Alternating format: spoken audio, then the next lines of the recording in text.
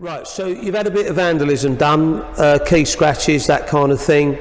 You've got a scratch all the way down the side of the car. We get many people come in very disappointed having had that done.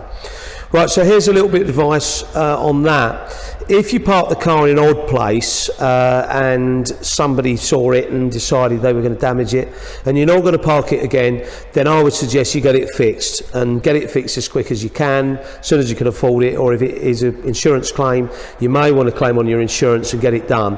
The reason for that is it will keep reminding you all the time you're going to have to fix it anyway, so get it done, and just get it done properly. And I'll tell you a bit more about getting it done properly in a second.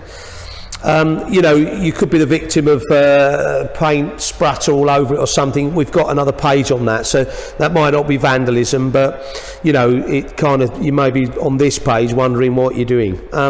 Okay, so you might have a car with where it's scratched here, maybe trees scratched it or something when you've gone down the side of hedges, and it's light scratching on the lacquer.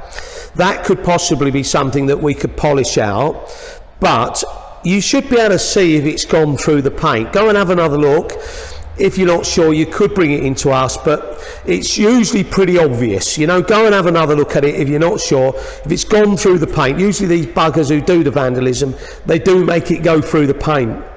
So you can't really just spray a sort of an S-shaped spray down a car and blend it all in. The honest truth is, yes, you could buff a bit if it was light and then get some of that out and maybe touch a little bit in. If you've got an older car, you're willing to accept that there's still something there. You're not going to do that for a lease car.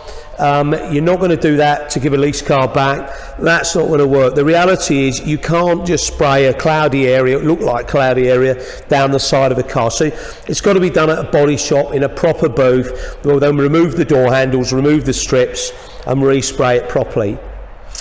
Now, if you've had this vandalism done outside your house and it's recurring, then I do know a lady that had it done twice. She had a new car, had it done once, and then had it all fixed, and then it happened again.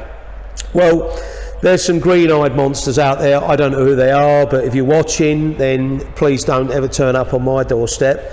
But, you know, that's whatever you want to call it, but my answer to that is go buy a cheaper car and buy a car with low mileage that looks good, and or move.